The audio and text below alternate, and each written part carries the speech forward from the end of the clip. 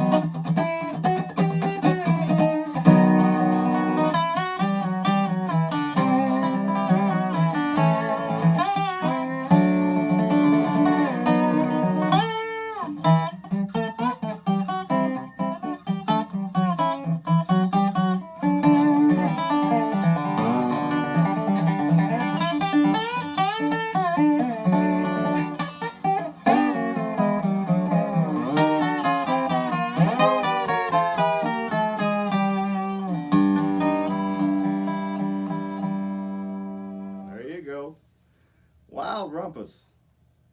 It's hard to play, as you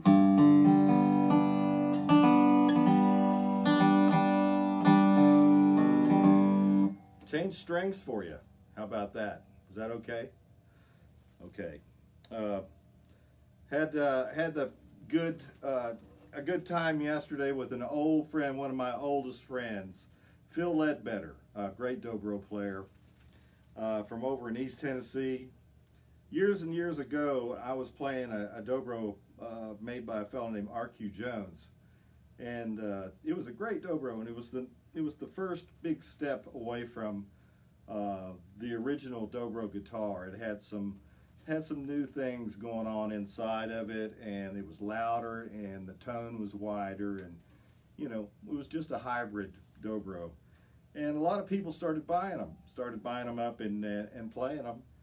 And Phil bought one, and I was sort of brokering them at the time, but not a lot of them, but just a friends. And Phil bought one, and then his son Matt was born, and had a lot of bills, and he had to sell that guitar.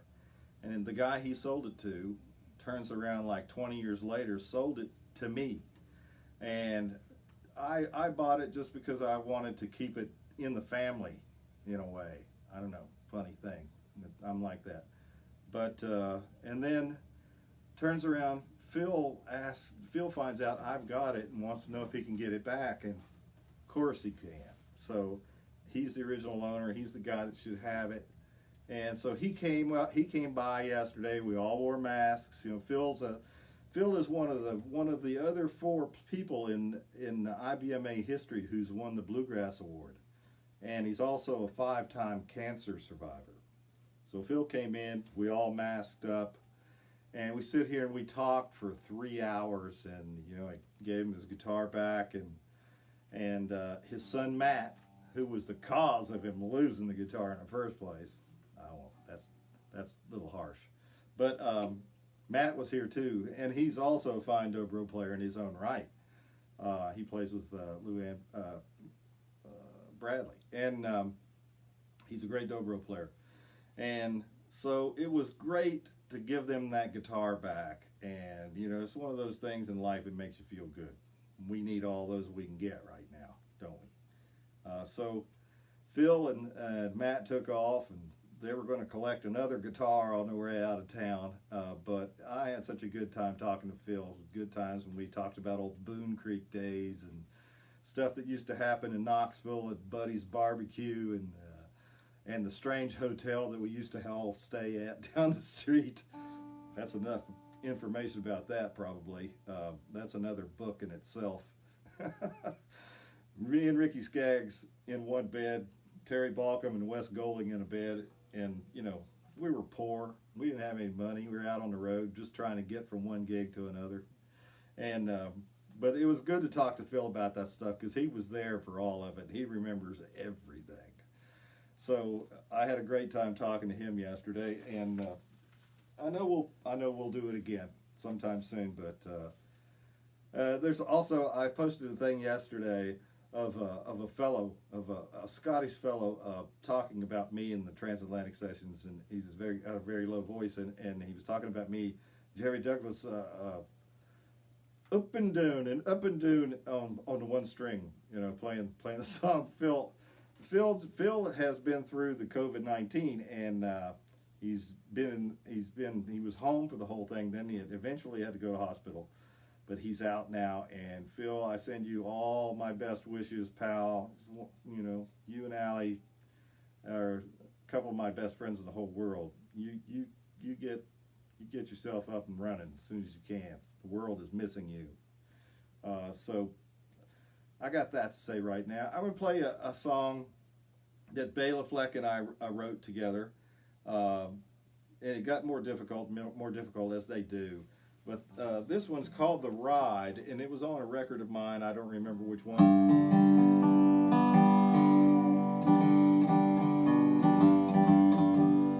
But it's kind of fast, has a lot of notes. Imagine that. And I'll play you a little bit of that one, okay?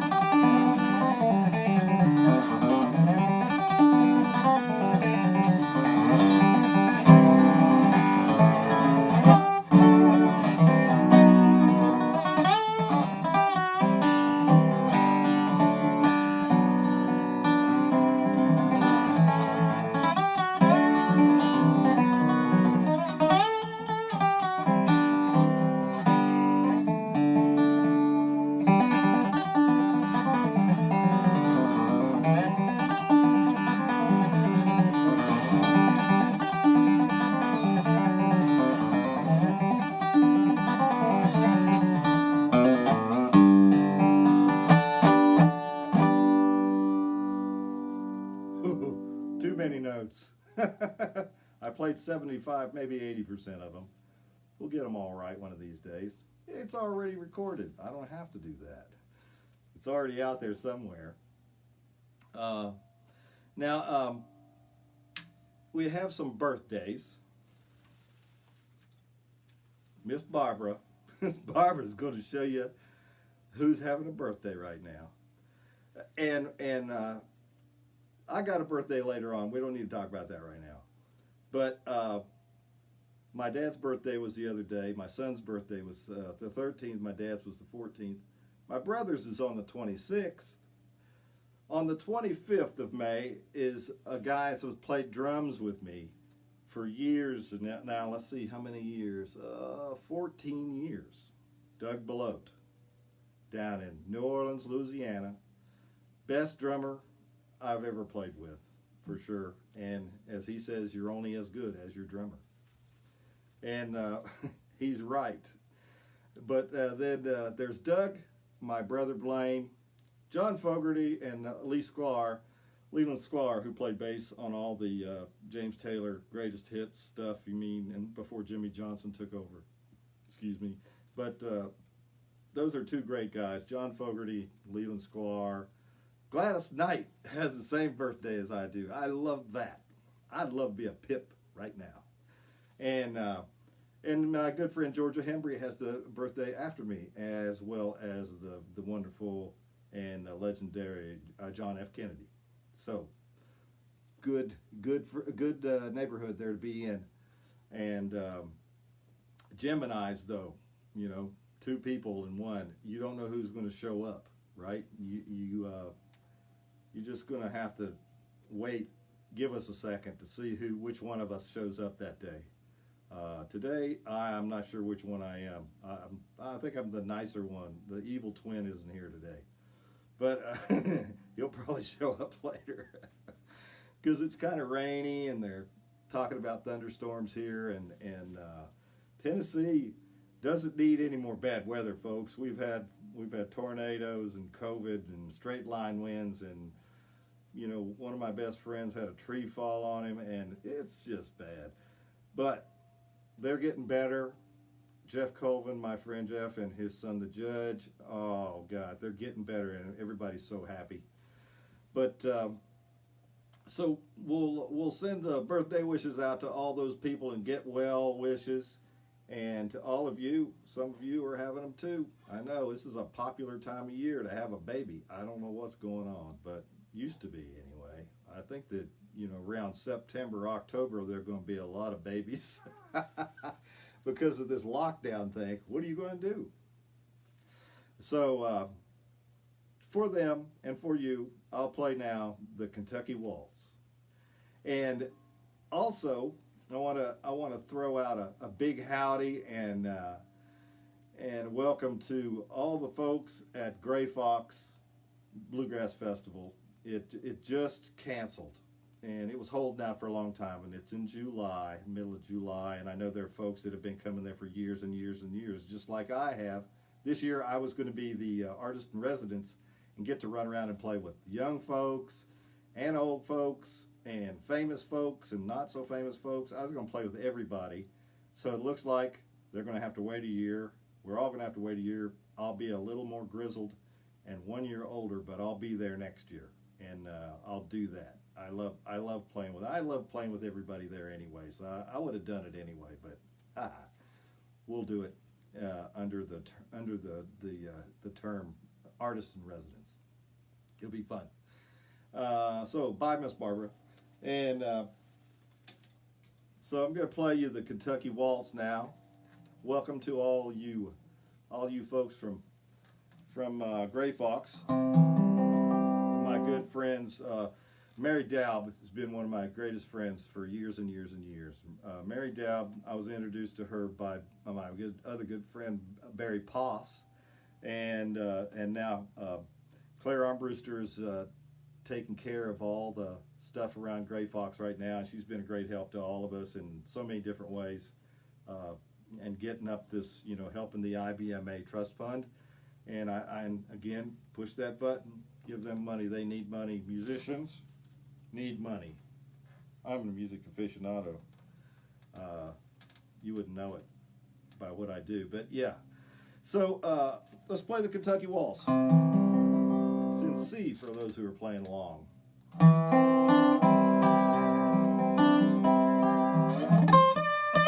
Wrong song. That's the Tennessee Waltz. Because I'm in Tennessee.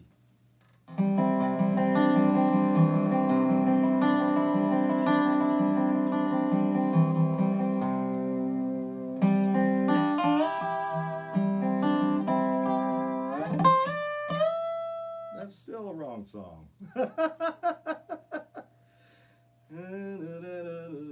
Tennessee, we don't want Kentucky Waltz. We're going to skip it because I can't remember it right now. I'm going to play a Josh Graves song called Fireball. That's probably better for all those people anyway.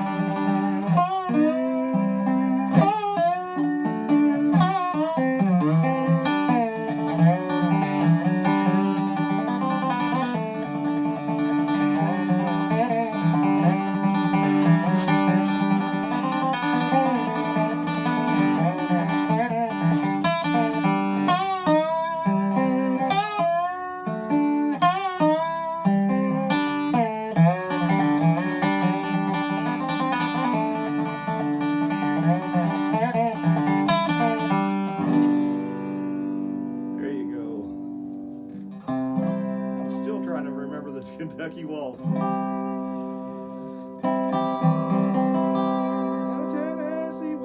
Not the Tennessee Waltz, the Kentucky Waltz. It's not going to happen today. Bill Monroe can't get into my head. He's trying, but he's not in there. And I talked to you a little bit about Memorial Day. Be careful out there, and just take it easy, take it slow. Do whatever you have to do to stay safe. That's what I would tell you, and that's what I'm going to do. I have no real plans of going anywhere and spending a whole lot of time. I'll probably spend time over my own grill here if there isn't lightning bolts coming out of the sky. It's kind of dangerous to stand at the grill when that's happening. Well, a lot of people ask for Glide, and I'm going to play that one, then we're going to sign off. Thanks to everybody for showing up, and give some money to the IBMA Trust Fund. Let's see, what else can you do? Let's see. Yeah, just be safe. That's all I can think of. These are dangerous times in all kinds of ways. Be safe. Wear masks. It looks okay to wear a mask. You know, not going to be wearing it forever, and nobody's gonna make fun of you for wearing it. So you're just being smart. So thanks for showing up today. Here comes Glide.